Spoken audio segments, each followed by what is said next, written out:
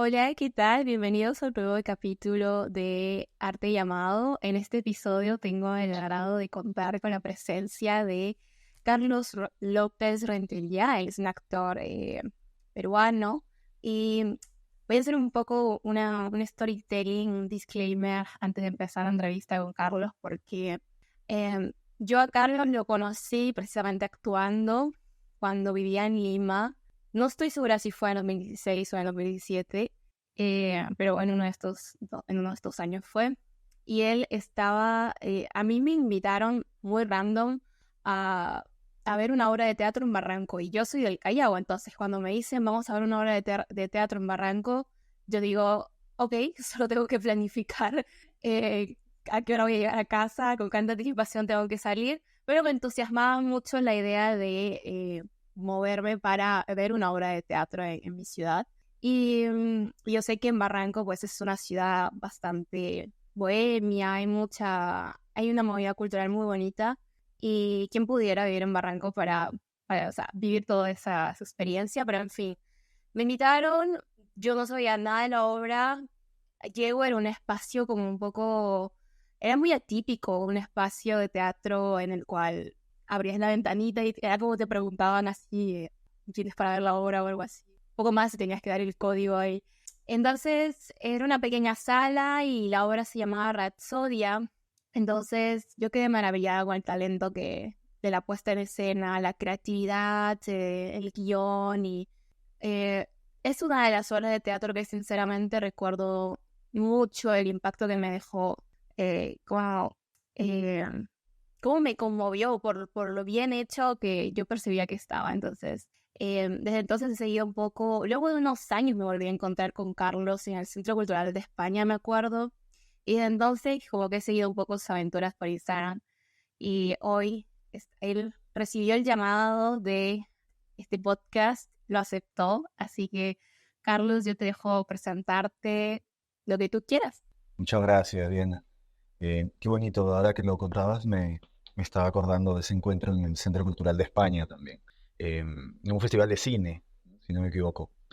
Bueno, para aprovechar el tiempo, ya me presentaste, mi nombre es Carlos López Rentería, uso los dos apellidos de paterno y materno, porque me gusta, y soy de Chiclayo, natural de Chiclayo, artificial de Barranco, pero ya tengo 13 años, 14 años acá en este distrito que está dentro de la ciudad de la furia, ¿no? Lima. Eh, Soy actor, dramaturgo, eh, dirijo también y mi principal labor es la docencia. Como el 90% de los artistas del país y me atrevería a decir del continente, encontramos en la docencia una forma más estable, vamos a decir, de poder generar ingresos. Eso a grandes rasgos, ¿no? Y yo creo que ya a poder desmenuzar mejor la información acá en la conversación. Buenísimo. Bueno, de Chiclayo, ¿siempre llegaste a Barranco o cómo fue este salto de pasar de Chiclayo a Lima? Y si puntualmente siempre fue que llegaste a Barranco, o cómo fue este proceso. Sí, fue directo a Barranco. Yo conocí a Espacio Libre. Espacio Libre está cumpliendo este año 25 años. Yo conocí al grupo cuando cumplía 8, 9 años. 8 me parece. Ellos van a Chiclayo a un festival y yo estaba en la universidad, formaba parte de un grupo de teatro universitario. Y como es una ciudad chica, Chiclayo, y o las personas que hacen teatro ahí, todos nos conocemos, de alguna manera, grupo profesional, grupo universitario, grupo escolar, todos formamos parte de la misma escena, vamos a decir. Entonces, cubríamos también roles de acompañamiento, de organización en ese festival y a mí me tocó eh, trabajar directamente en la producción con Espacio Libre. Entonces ahí conozco al grupo y hacia final de ese año el director Diego Laoz me invita a unirme al grupo, pero a mí todavía me quedaban 2 años de universidad. Entonces planteé, mira, yo termino la universidad y vemos, ¿no? Aparte con el grupo universitario estábamos viendo también un salto a formalizar el grupo allá en Chiclayo de manera más profesional, vamos a decir, no como un hobby que podría ser como se entendía en la relación con lo universitario, ¿no? Gente que estudiábamos otras carreras y que hacíamos teatro de cuando en cuando. Pero a mí la idea de la dedicación al teatro me seducía un montón, pero montón, montón. Entonces termino la universidad, yo ya había descartado venir a Lima, en parte porque Lima es una ciudad que no sé si hoy me gusta, pero antes me parecía difícil, no me atraía para nada. Barranco, en cambio, sí. Barranco me gustaba un montón y el grupo me invita a hacer la experiencia que el grupo estaba planteando y afirmando en ese momento, que era la convivencia. Entonces yo vengo y me sumo a la convivencia del grupo. O sea, vivimos juntos, con otros integrantes, nos dedicamos 100% al grupo, no teníamos otros trabajos y desde ahí es que me he quedado con el grupo, ¿no? Y hasta ahora. ¿Y cómo encuentras, porque vos pasaste directamente de Chiclayo a Barranco por intermedio de Espacio Libre, que tienen que ir a este espacio de teatro en Barranco, by the way, por favor? ¿Y cómo encontraste la escena actoral limeña, puntualmente? O sea, yo sé que siempre por ahí has estado más con este espacio, pero luego con los años imagino te das una perspectiva. Hoy preguntas o cómo ha ido evolucionando desde que vine. ¿Cómo ha ido? Sí. Bueno, yo siento que no estoy tan seguro de que haya más cosas, por ejemplo, en términos numéricos. Lo que hay hoy es más circulación, están más centrados los medios en donde uno se entera, ¿no? A lo mejor en el 2010, 11, uno tenía que pasar por el bulevar de Barranco o por ciertos bares para ver el afiche y enterarse, hay esta obra. Hoy Instagram, Facebook eh, son los puntos en donde circula toda la información de la cartelera, entonces uno descubre que hay, en Lima debemos estar un fin de semana, y no solamente fin de semana, ¿ah? Ahora también hay funciones miércoles y otros días, eh, cerca de los 20 30 espectáculos por noche. eh, Hablando de teatro, sobre todo a partir de la llegada de este formato que ha de alguna manera colonizado parte del planeta, que es el microteatro, que son piezas eh, mucho más cortas en tiempo. Entonces eso plantea una idea de producción mucho más sencilla. Es como la gente se junta y dice, oh, bueno, pues una obra cortita, hagámosla pronto, ensayan un mes, menos incluso en algunos casos. Entonces hay una sensación de mucha producción, ¿no? Y, y la digitalización, la época, ¿no? En la que nos encontramos, permite que eso de alguna manera tenga una envoltura que aparenta ser mayor y mejor la producción. Pero personalmente, sin ánimo de ser mala onda, eh, pensaría que eso no necesariamente eh, significa madurez, vamos a decir, en la producción de lenguajes. Eh, las actuaciones básicamente son, en algunos casos, enlatadas, vamos a decir, o muy similares a lo que vemos en otras plataformas. Por ejemplo, la influencia de TikTok, la influencia de los Reels. Hay un tipo de humor, un tipo de lenguaje que circula por ahí, que se está traduciendo al teatro. Entonces el teatro como espacio de pensamiento eh, y de diálogo con, llamémosle, la realidad, eh, más allá de la coyuntura, sino como del momento existencial en el que nosotros nos encontramos, no significa, me parece a mí, todavía una cosa, no ocupa un lugar importante. O sea, lo que tiene para decir seguramente la fotografía, el cine, tengan cosas más inquietantes, ¿no? Es lo que pienso, es lo que pienso. Ahora, yo soy parte también de esa escena y también me lo digo a mí mismo, ¿no? Eh, Cuánto el teatro, cuánto la actuación, cuánto uno como productor de lenguaje, sobre todo, eh, está discutiendo la representación, porque la política nos tiene tomados, la religión en Latinoamérica también está agarrando como nuevamente mucho más fuerza y el teatro está todavía en ese lugar de, bueno, hay más espectáculos, bueno, hay más salas, hay más gente realizando su sueño, pero no significa necesariamente madurez ni mejores piezas. Perdón, soy un mala onda. No pasa nada. Claro, entonces consideras que los microteatros están siendo una problemática en el sector el teatro limeño. Sí, sí, a ver, mira, tengo mucho cuidado con eso porque cuando aparece, debo reconocer, esto aparece, qué sé yo, en el 2014, 15, una cosa así, llega la franquicia desde España y a mí me pareció muy interesante que un montón de gente, por oportunidad de trabajo, ¿no? No sé qué ocurrió en sus mentes, que la hipótesis menor tiempo, o sea, piezas cortitas, eh, ¿cómo es esta palabra tan de hoy? Los empoderaba, ¿sí? Y entonces la gente dijo, bueno, oye, se me ocurre hacer esta escena, ¿no? Claro, porque son 15 minutos, bueno, trabajamos 2 o 3 escenas, que a veces las armaban los propios actores, que es una forma que a mí me parece muy, muy interesante. Entonces comenzaron a abrirse camino ahí algunas personas que hoy ya tienen un nombre como autores, como directores, precisamente porque el requisito menos tiempo habilitaba una suerte de me atrevo. ¿M? Entonces mucha gente comenzó a hacer carrera ahí. Y eso me parecía a mí monstruo, porque lo que más hay son talleres de donde salen un montón de personas que quieren actuar, que quieren dirigir. Entonces había trabajo para esas personas. Eso me parece brutal, ¿no?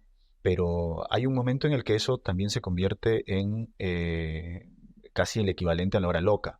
Hay que hacer porque tenemos que hacer y hay que seguir y hay que seguir.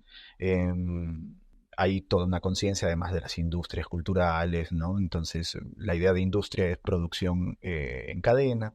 Seguramente no tiene esto que ver con cómo yo pienso, o sea, cuáles son mis planes artísticos, ¿no? Y por eso tengo esta mirada más bien de, no encuentro ahí en esos espacios una pieza que me parezca que aporte en términos de lenguaje, ¿no? ¿Y por qué hablo tanto de lenguaje? Porque, como te decía, la política, la academia, eh, orientan, manipulan eh, los relatos, las narrativas con las que comenzamos a manejarnos, se anulan otras. Entonces, frente al histrionismo que está ganado por la política, o sea, en Argentina es muy evidente eso, ¿no? O sea, ser hiperhistriónico, jugarte, actuar todo el tiempo, eh, como para afirmarte en el lugar de poder, eh, es la norma, ¿no? Y acá lo teatral entonces se vuelve si no se radicaliza, si es que no encuentra una potencia también que haga ver al teatro más interesante, vamos a seguir siendo arrinconados. Y es desde ahí desde donde pienso. Lo que no quita que haya por ahí, aparezca, porque como no consumo microteatro, pero no es solamente un asunto del microteatro. En todo caso, lo puse como un ejemplo, eh, pero sumado en todo caso a este panorama de lo micro, eh, pensaría que incluso las obras grandes y todo eso están tomadas por una suerte de, vamos a decirle, veganismo. Veganismo no como algo malo, como ser vegano sea malo, sino por la idea de que se le ha quitado la carne, ¿no? Entonces, hay mucho cuidado de no incomodar, de no discutir esto porque puede ofenderse y eso siento que tiene que ver con que se le ha dejado entrar mucho a otras disciplinas, sobre todo a la academia, sobre todo a las ciencias sociales, eh, y no se está pensando teatralmente los asuntos. Eh, Ok, ahí eso. te corto brevemente para añadir que, claro, es muy fuerte que pidan una franquicia y porque el formato era breve, si bien es cierto, la gente se animó, empezó a ver como más interés, surgieron más profesionales, digamos, más sector ahí, más oportunidades de trabajo. Pero es que ese es el problema que tiene un poco Perú. Claro, claro, claro. Quieren comercializar todo, pero no hay un fondo que... No hay un fondo en lo que se está haciendo, pero tampoco le enseñan a la gente que tuviese que haber un fondo. Esto del reduccionismo, de limitarnos a ver obras de teatro de 15 minutos, obras de teatro de 30 minutos, que no tienen, que no te están realmente transmitiendo algo, porque el arte es eso. O sea, el arte tiene que, ya sea una obra de teatro, ya sea una película, un cortometraje, ya sea, no sé, una presentación de danza, toda forma artística está hecha para transmitir algo de verdad, ¿sabes? Y a veces esto me incomoda mucho como solamente hablando del teatro, por como lo que vos me contás, el hecho de que eh, lo estén limitando a pequeñas piezas para que más gente pueda ver esto y como te engañan que estás viendo teatro, pero, baby, no es el caso. Entonces, esto pasa mucho con la música también, que de hecho hay un capítulo en este podcast en el que hablo con un crítico de música argentino, Mauricio, vayan a verlo ese podcast. Él me hablaba mucho, él indignado desde su postura en la música. O sea, vos como a ti te indigna un poco el reduccionismo que están realizando con el teatro y que no hay un fondo y que no se está hablando de realmente cosas con propósito, o no se está transmitiendo algo. Pasa lo mismo con la música, que ahora el problema no es mucho lo de las plataformas como Spotify, que te muestran solamente 30 segundos de un artista y con esos 30 segundos tienes que saber si te gusta o no, lo cual no define, o sea, 30 segundos no puede ayudarte a decidir, ya, me encanta este artista. O sea, es un disco el que te va a ayudar a comprender más lo que quiere decir. Entonces, esto me sorprende mucho, por eso me gusta siempre preguntar cómo ves el panorama o cómo ves que ha ido evolucionando, porque está bueno siempre ponerse en cuestión cuánto ha evolucionado, si para bien, si para mal, o si realmente está habiendo o si está en proceso, ¿no? Lo cual, por lo que tengo entendido, es como que se está agarrando mucho a hacerle un producto y venderlo así, como vos decís, en lat. Y me sorprende y al mismo tiempo no. Pero, ¿qué piensas de la actuación hoy en día con estos espacios que, o sea, buscan hacer, digamos, un teatro express? Vos que sos docente de actuación, y ¿qué opinas de aquellos que actualmente quieren actuar, pero no se quieren ir por el camino de hacer una licenciatura o, ¿sabes? El camino de la licenciatura, por ejemplo. ¿Qué piensas vos al respecto? Bien. Sí, le está pasando a todo el mundo, ¿no? Como bien mencionas en la música, hay un montón de esto, otro, eh, que habría que también dudar, ¿no? A lo mejor es una señal de que hemos envejecido. Eh, lo cual está bueno también, ¿no? No tiene que gustarte todo, todos, siempre. Eh, Tú mencionabas algo que me parece que es muy interesante con respecto, bueno, Perú es así, ¿no? Me atrevo a agarrarme de esa expresión porque me encantaría que de verdad fuésemos capaces de eso, ¿no? De decir, bueno, nosotros somos así. Eh, yo siento, por ejemplo, y soy un fan, confeso, de, del arte argentino, ¿no? Sobre todo el teatral, sobre todo en la actuación. Y siento que en Argentina pueden hablar, por ejemplo, de esto es una actuación argentina. O sea, ellos mismos se reconocen, son capaces de observar, de identificar valores. Yo siento que eso nosotros no tenemos. Y es algo que a mí me interesa un montón, ¿no? Entonces, ¿cuál es la actuación peruana? Y ese lugar, por ejemplo, no se discute porque tenemos tradiciones rotas. Nosotros tuvimos una guerra, qué sé yo. Pensemos que la idea teatral en nuestra historia es una idea europea. Pensemos también que hoy, a la luz del 2024, toda visión de la identidad está tomada por las teorías decoloniales. Entonces parece que decir Europa es malo, ¿no? Pero lo cierto es que nosotros somos una mezcla de eso. Y nuestra hipótesis de lo teatral viene de ahí. Que hayan habido expresiones previas acá en nuestro continente, sobre todo en Perú, no niega el otro. Y nuestra idea de lo teatral, sobre todo a la que yo me acerco, tiene más que ver con esa de un espectáculo, la gente va, sale de su casa, se sienta y hace eso. Pero no tenemos un reconocimiento de un modo de hacer para organizar una idea de la actuación nacional. A lo mejor la dificultad está. ¿Sí? Pero pareciera que tampoco hubiese la voluntad.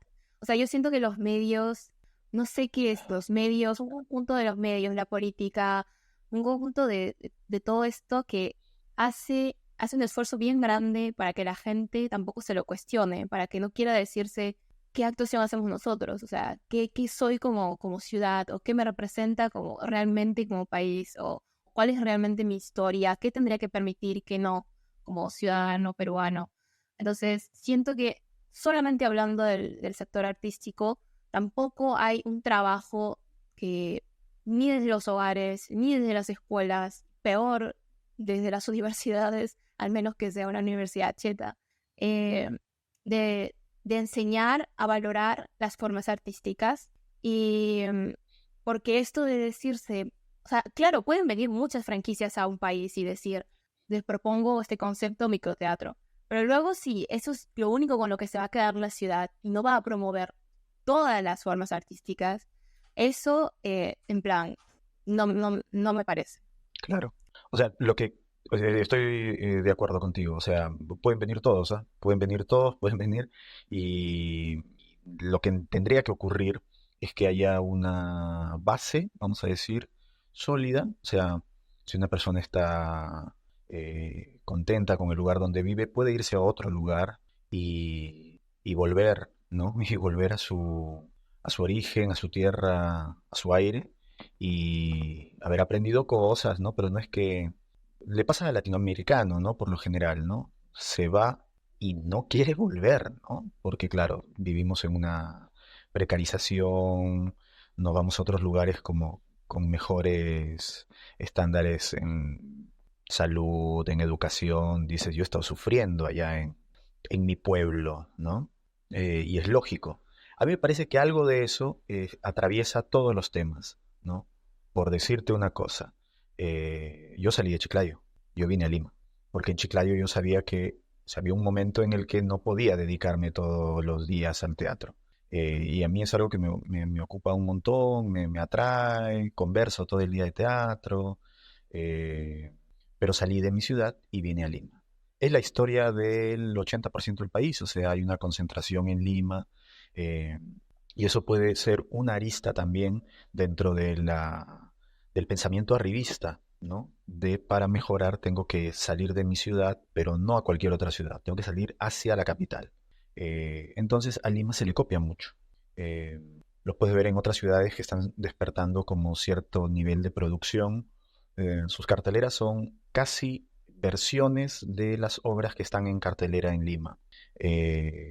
Pero en sus contenidos critican Lima. Es una cosa muy extraña, ¿no? O sea, como el discurso, lo que ya sabemos que está bien decir es Lima no es el Perú, pero los modos, todos los guiños, eh, los yates, vamos a decir, son idénticos a los de la capital. Eh, Claro, pero tampoco diferenciarse de la capital. Ese también es un claro, tema. claro, claro, Porque claro. O, hay un trabajo por parte no hay un trabajo por parte del país de realmente descentralizar Lima. A mí algo que me decepcionaba mucho cuando, eh, yo lo he dicho ya muchas veces, pero yo soy de Lima y yo disfrutaba mucho de la cultura que me podía dar mi ciudad, pero al mismo tiempo me cuestionaba bastante el hecho de que en provincia no esté ocurriendo lo mismo. O sea, que mucha gente tenga que verse la necesidad de venir a la capital para, no sé, o una mejor calidad de vida o simplemente para eh, aprender algo que no va a encontrar en su pueblo o en su ciudad. Entonces, tampoco existe un trabajo por parte ni de las mismas municipalidades de los diversos departamentos, que hay en el Perú para realmente poner en valor lo que ocurre eh, en sus ciudades. O sea, Cusco, por ejemplo, Cusco y Arequipa es como que son muy destacables porque son puntos turísticos y hay muchos turistas que hacen este camino. Entonces, es básicamente porque el turismo ha venido a salvar estos espacios, es que son bastante conocidos. Pero si no, ¿qué pasa del otro lado, del norte del país, perdón? En el cual también es una falta de voluntad por parte de los municipios de no querer poner, de que cuando alguien llega con una propuesta artística, pues dicen no. O sea, claro, obviamente eso también suma el hecho de que más gente se quiera venir a la capital, porque ni sus propios municipios pueden ser capaces de ponerse en mano y decir, ok, vamos, hagamos esto. El año pasado me parece que fue, o cualquier año, pero me parece que fue en una de las protestas del año pasado que se echaba la culpa a los protestantes que habían bloqueado una carretera, de que por haberla bloqueado murió un niño que estaba yendo a Lima a ser operado.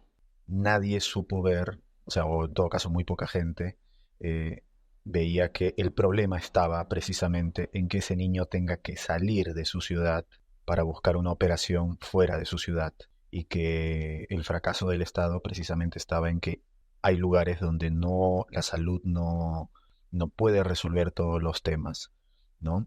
Y lo mismo le pasa a educación, hay carreras que no, como bien dices, no hay en ciertas ciudades.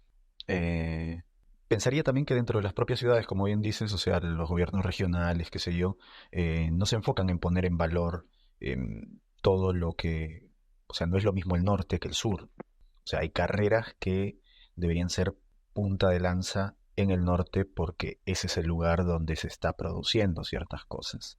Eh, con la cosa de la globalización y su post etapa ya con las redes sociales, o sea, nosotros estamos viendo mucho que hacen en otros lugares, sobre todo en España, entonces de alguna manera esa es la norma y a veces nos olvidamos de ver que, oye, mira, acá, bacán por los españoles, ¿me entiendes? Pero nosotros tenemos otra forma de producción.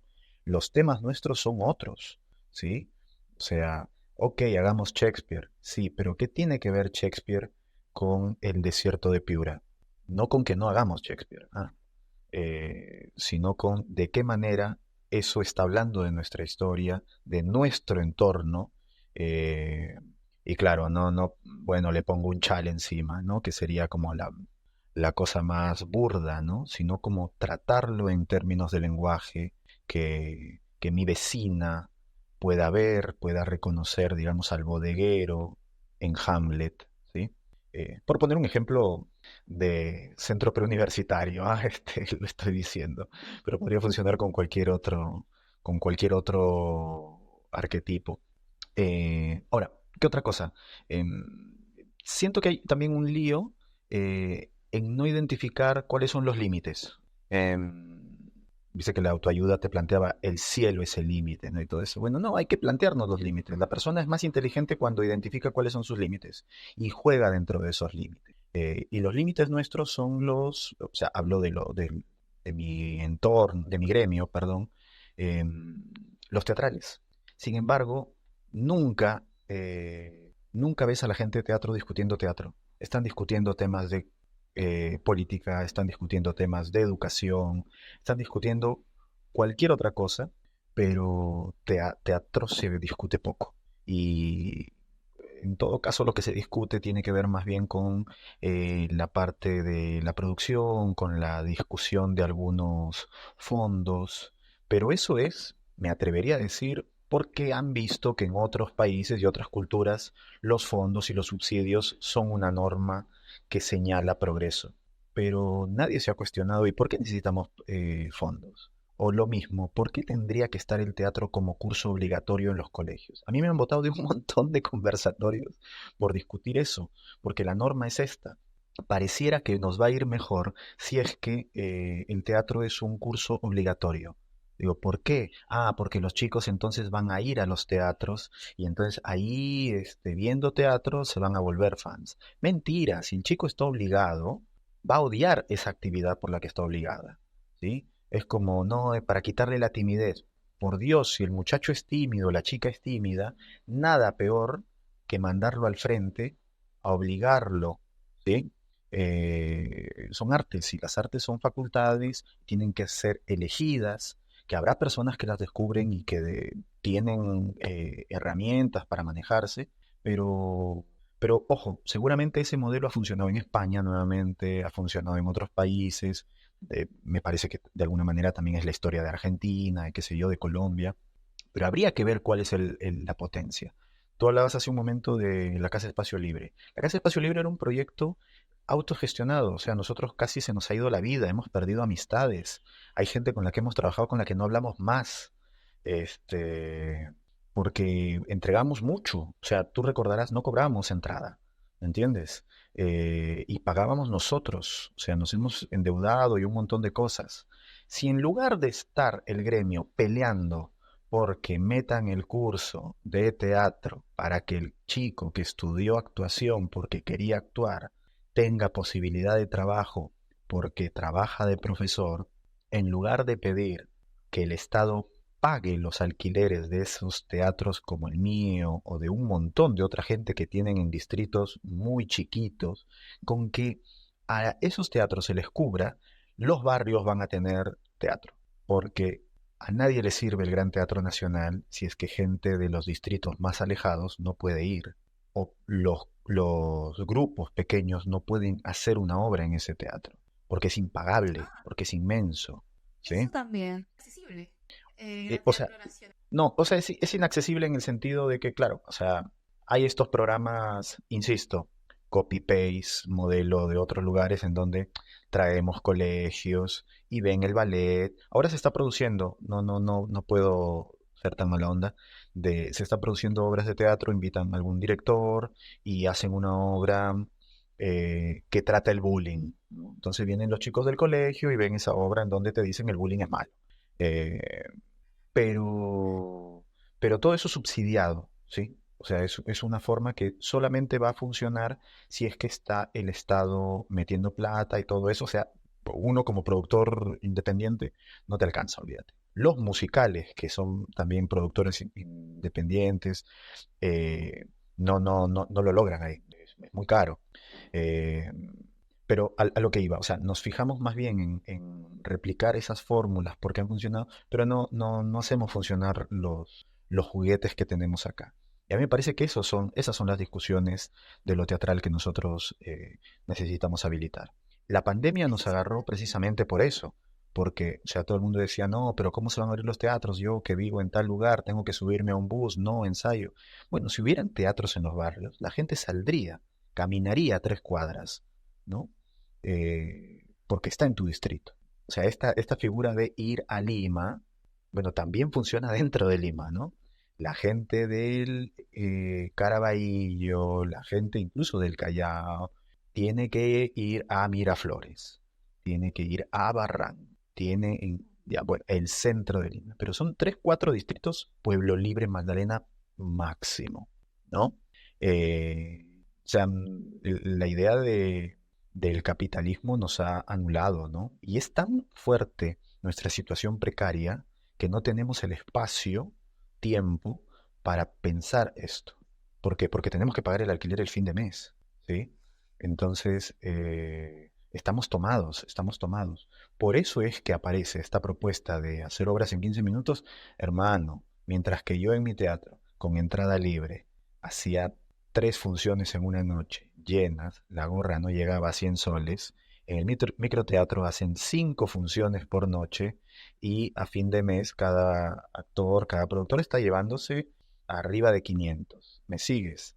Eh, o sea, y es tal la situación precaria, ha sido la historia personal de los que se han dedicado tan difícil porque la familia le dice, no vas a vivir de esto, que cuando encuentras un trabajo que más o menos te ayude a pagarte los pasajes, tú dices, lo estoy logrando.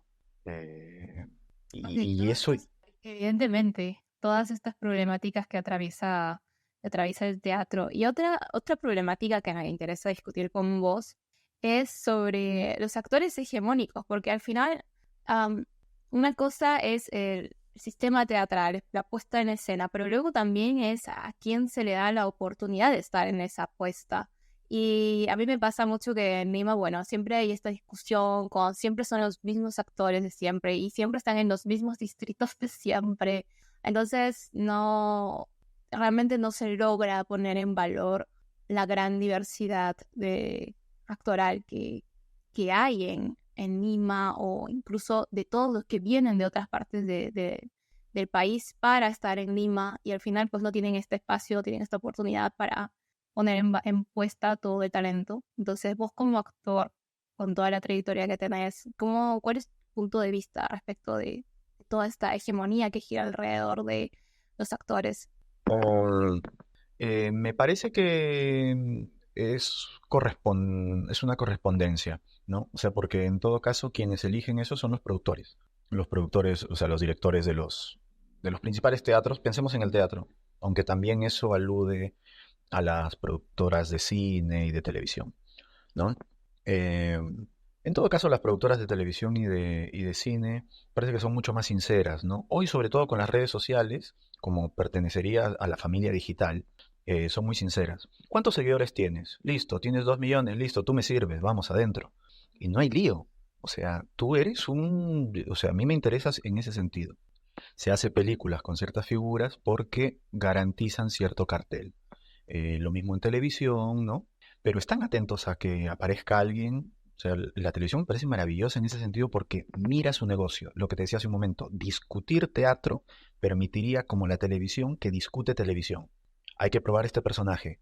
A ver en el rating cómo está. No, no funciona, sácalo. Bueno, mata a este personaje. No, no, que la empleada está siendo exitosa, da risa y todo eso. Métele que es prima de la señora del frente. Listo. Y el guionista va trabajando con eso. Entonces, discutir en términos, ya saben ellos. Incluso la cosa más horrible que tiene que ver con inventar romances entre los protagonistas, ¿no? Porque funciona dentro de su propio medio. Pero eso es pensar adentro de tu recorte y tu medio. Es horrible, pero no estoy diciendo que copiemos ese modo de vida, sino mira qué loco el tiempo que se presta para eso. Hay un teatro que todos los que estudian teatro, si ven talleres o en las facultades, te van a decir, ah, el teatro comercial. ¿No? Cuando comercial somos todos. Eh, Desde que abrimos la puerta y viene gente, ¿no? Estamos discutiendo en una situación de comercio. Usted es espectador, yo soy el productor. Eh, pero en el teatro comercial hay una situación que me parece muy interesante, que son los reidores. Gente que se pone ahí al costado y que acompaña, se colocan además en un lugar específico. Se ha perdido eso, pero eso fue un rol que a mí me interesaba mucho. Yo tengo una pieza que estrenaré en julio, con suerte, donde trabajo sobre los reidores, porque me parece que es un oficio locazo, ¿no? Es alguien que sale ahí y que sabe que en tal chiste tiene que reírse con cierto volumen para que el público se contagie de esa risa, ¿de acuerdo? Eso es pensar en tu propio medio. Ahora, esto que decías con respecto a la hegemonía, en el caso del teatro, a- algunas personas que tienen cierto éxito en la televisión garantizan un cartel también en el teatro, sí, es verdad, eh, pero en todo caso es decisión de los productores, ¿no? De las instituciones, que sé yo, no, este actor nos conviene, tal otro, lo que quieras. Pero también, esto que es sabido, siempre eligen a estos, también hay una cosa de los propios actores nuevos, actrices nuevas, de querer estar ahí. Entonces, mientras haya ese deseo de querer estar ahí, el poder de que sigan poniendo a los mismos va a continuar, ¿no? Se habla mucho de los profesores que tienen sus favoritos, ¿no? Hay gente, algunos talleres que dicen, no, este profesor, este director, siempre va a llamar a tales, los que tienen ojos verdes, qué sé yo, a sus obras. Digo, ah, mira, esto lo escucho desde que vine a Lima. Y veo amigos, chicos que han pasado por mi taller, que después están ahí. Y después de 2 años les digo, ¿y cómo te fue? No, este tipo siempre elige a los mismos. Y yo digo, ¿y es culpa de él? Si el tipo viene haciendo lo mismo hace tiempo, no lo ha negado, o es tu culpa que querías estar ahí, ¿me entiendes? y aceptaste esas reglas. En ese sentido pienso que hay una idea de correspondencia. Arribista, si quieres, también, de oportunidad. Se cumple el mantra capitalista, ¿no? De no todos, cualquiera. Y cualquiera puede ser tú. Entonces participas de esa dinámica porque quieres sentirte elegido y todo esto. Súmale a que lo mismo, ¿no? La maraña que decíamos hace un momento de toda la gente va hacia allá, entonces salas pequeñas no convienen en otros lugares, porque si se descubre una pieza que funciona, pensemos en Ate y Tarte, ¿sí? Que a lo mejor está funcionando, pero no nos enteramos. Esa gente no va a necesitar los famosos. Pero, como dice Molotov, le damos más poder al poder, ¿no? Buenísimo, gracias por compartir esto. Entonces me das a entender de que, claro, estos productores, si bien es cierto, tienen esta forma de manejarse o tener por ahí sus favoritos y demás, hay esta apertura a querer intentar probar nuevos talentos, o siempre se mantiene un poco más con recelo, solo para cerrar esta idea. Creo que en los últimos años sí, siento que han abierto, de hecho, se ha renovado, de hecho, cada tanto en estos lugares hegemónicos, llamémosle, eh, centrales, siento que es mejor la palabra, siempre renuevan y cumplen como ciertos roles, como en el bailando, o sea, tiene que haber alguien de cierta... Sí, por eso, o sea, así como ahí que hay como modelos, como hay roles, tiene que haber una persona como con estas características. Es mi lectura, ¿ah? O sea, tiene que haber alguien joven de acá, tiene que haber alguien de acá, o sea, como que esas líneas se renuevan. ¿Quién es el nuevo tal? ¿Sí me sigues? Eh, y por ahí comienzan a darle. Se basan mucho por los influencers también. O sea, en lugar de darle la oportunidad a alguien que Sí. sea corposo, tenga una determinada trayectoria, pues no, me voy con el influencer. ¿Qué pensamos? Em, La escena teatral, actoral. ¿Los influencers? No, por los influencers no tanto, pero sí en el microteatro. En el microteatro veo un montón de gente que no, que son más personalidades del TikTok, ¿no? Del Instagram. De hecho, te miden así, me parece, ¿no? Pero en las obras más grandes, no tanto, no he visto que le abran las puertas. Seguramente porque se trabajan, la idea de valor ahí es otra, ¿no? Eh, es como trabajar el gran clásico, la obra de moda en Broadway, o la nueva obra que la academia está diciendo que es lo importante. Entonces, sí, necesitas actores. Eh, Vos ahora comentame sobre esta iniciativa Falso y Medio. Háblanos un poco sobre esta iniciativa. Yo ya vi un poco, pero para los espectadores, para los oyentes y espectadores también. claro. Que esta es una iniciativa que vos creaste, así que... Bien. Falso y Medio yo le llamo Centro de Recursos Teatrales, que en principio es un espacio de pensamiento, o sea, tenemos columnas de opinión, una escrita y una sonora, que es un podcast que se llama Escena Frita, está en Spotify, si lo quieren escuchar, hablamos de obras dramáticas.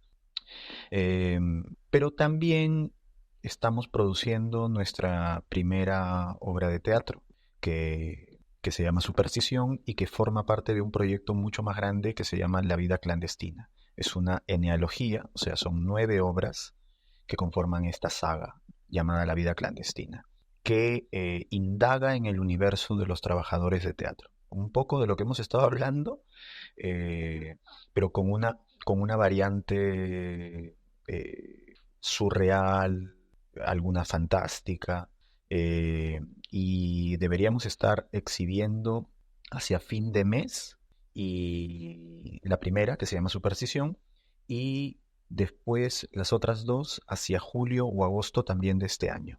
Eh, Seguramente sea un proyecto que nos va a tomar varios años. No son obras cortas, son medianas, no son muy largas tampoco.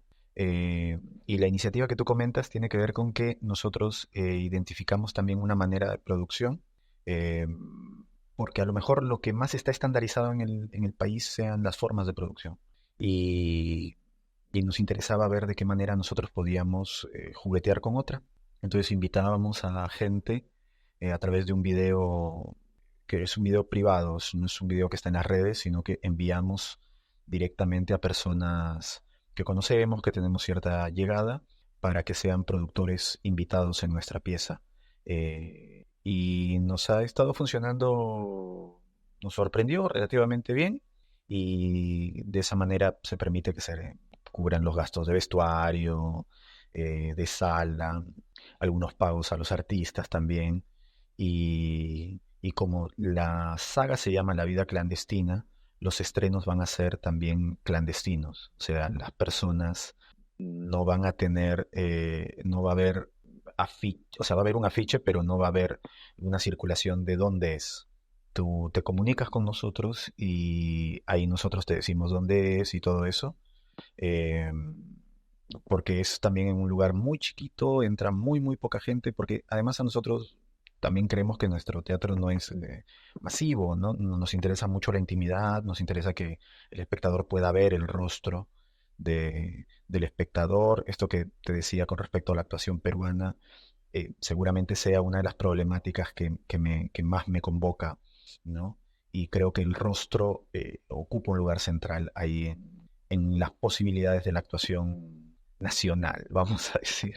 Eh, o por lo Eso pronto en la... que cada uno pueda, que al participar de Falso y Medio, uno pueda ser productor invitado. O sea, digamos que si yo quisiera, porque esto es una forma de autogestionarse también, es una forma de escapar a las formas de gestión tradicionales que tiene que ver mucho con el mecenazgo, mucho con los subsidios. Entonces, me copa mucho esto, que es un claro ejemplo de cómo puedo hacer para mejorar esto, para realmente sacarlo a flote y eh, no morirme de hambre por vivir de esto. Entonces, ¿cómo puedo hacerlo? Entonces, si uno es productor invitado, por ejemplo, si yo quiero ser productora invitada y invierto determinada cantidad de dinero, tengo entendido que puedo tomar decisiones sobre esta obra. Decisiones sobre la realización que tienen que ver con, con la estética, ¿no? Con el material que vamos a exhibir de difusión, con algunos elementos que se utilizan en escena y por supuesto también tienes acceso a otras consultas, ¿no? Que nosotros hacemos cada tanto. Eh, y por supuesto además también a una memoria de la obra, son como entregables que nosotros mantenemos. Hay algunas personas que les interesa y hay otras que no, no tanto, ¿no? Pero este también concepto de jugar con lo clandestino está muy bueno porque también pueden jugar con la idea de lo exclusivo, ¿no? Y eso también es algo que puede resonar mucho en un individuo, o sea, ser parte de algo que no todos son parte de. Entonces, eso también me copa mucho cómo lo están trabajando. Es como aquí en Francia, imagino que pasa también en Latinoamérica, pero yo lo experimenté por primera vez, tener que ir a fiestas tecno. eh, en donde no te dan la dirección. Entonces, como que a la medianoche te llaman y te dicen, mira, la fiesta es aquí. O te envían un mensaje de texto y ahí recién vas al encuentro de esta fiesta tecno. Entonces, esto que me comentas me recuerda mucho a esta dinámica que... De hecho, tiene mucho que ver con ese tipo de experiencias, ¿no? Era una idea que me daba vuelta en la cabeza como desde 2012, 13, que me enteré de ese tipo de actividades. Y ahora, dadas las condiciones, porque hay cierta dificultad para acceder a las salas te cobran un mínimo, ¿no? Cosa que está bien, ojo, ¿ah? Pero la realidad de nuestra producción era otra. Eh, y ahí encontramos algo que nos seduce, ¿no? O sea, creo que la clave estaría en... La clave sin creer que nosotros sabemos todo, ¿ah? Sino siento que si puede haber un consejo tiene que ver con crearle un sistema de producción singular a tu material. O sea, que no solamente la obra sea nueva, sino que el sistema en cómo se produce tu propia obra para que te dé ganas, ¿no? Para que te estimule. Eh, Porque nosotros estamos de alguna manera por fuera de todas esas condiciones laborales y hay que afirmarnos en ese estar afuera. y ser fuertes desde ahí, diría yo. Es muy reivindicativo y la verdad que te motivo y motivo a todo tu equipo a seguir de desarrollar toda esta dinámica que han creado a raíz de Falso Medio porque tiene mucho potencial. Yo te lo digo, ah, yo sé que nuevamente traigo un poco mi perspectiva viviendo ya hace 2 años en Europa. Y no digo que haya encontrado algo similar a lo tuyo, pero sí que he encontrado formas de hacer teatro muy diferentes aquí. Y lo que tú estás haciendo, que es algo es algo diferente a lo tradicional, es que es eso lo que en la actualidad mueve mucho a los jóvenes. Los engancha mucho a lo que es diferente, lo que es nuevo, y porque ahí también es donde recae mucho la autenticidad del proyecto. Así que lo están haciendo espectacular. Y quiero cerrar esta entrevista con una última pregunta hacia vos, Carlos. Muchas gracias por haber compartido todo esto. Nos fuimos un poco por la política, pero bueno, ya saben, chicos, el arte es político, así que eh, um, mi última pregunta para vos es, ¿qué es lo que tú quieres transmitir cada vez que sales en escena? No lo dices, pero lo sientes. Sí, felizmente ya es una pregunta habitual y siento que puede haber una respuesta.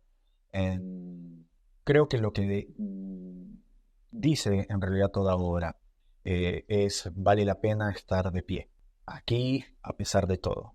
Eh, Eso me parece que es, ¿no? Es dar estímulo, eh, cambiar de alguna manera el tiempo, replantear las condiciones de la experiencia. No es único, uno, el mundo, no es ese horror en el que vivimos, ¿no? En el que tenemos que ser solamente pagantes de cosas, oprimidos por las decisiones de otros, apabullados por el cambio climático y todo esto. Eh, Hay más, y a pesar de todo eso, vale la pena. Entonces, cada vez que salimos y cena, por lo pronto lo que me pasa a mí, ¿no? Si hay un mensaje es ese, ¿no? Vale la pena estar de pie aquí a pesar de todo. Buenísimo, Carlos. Me encanta. Muchas gracias por haber compartido todo lo que has compartido. Y recuerden que Arte Llamado es un espacio para todo aquel que está trabajando, hace parte del sector cultural, y si sientes que tu recorrido como profesional en la cultura necesita ser visibilizado, no dudes en ponerte en contacto. Este podcast solo está en Spotify, solamente encuentras fragmentos en TikTok y encuentras el video en YouTube. Así que en la descripción van a encontrar todos los links referidos a Carlos, donde pueden encontrarlo, donde pueden encontrar sus obras, donde él ha estado participando. Y muchas gracias por haber estado escuchando hasta el final en este episodio. Les envío un abrazo y os encuentro en el siguiente episodio. ¡Chao!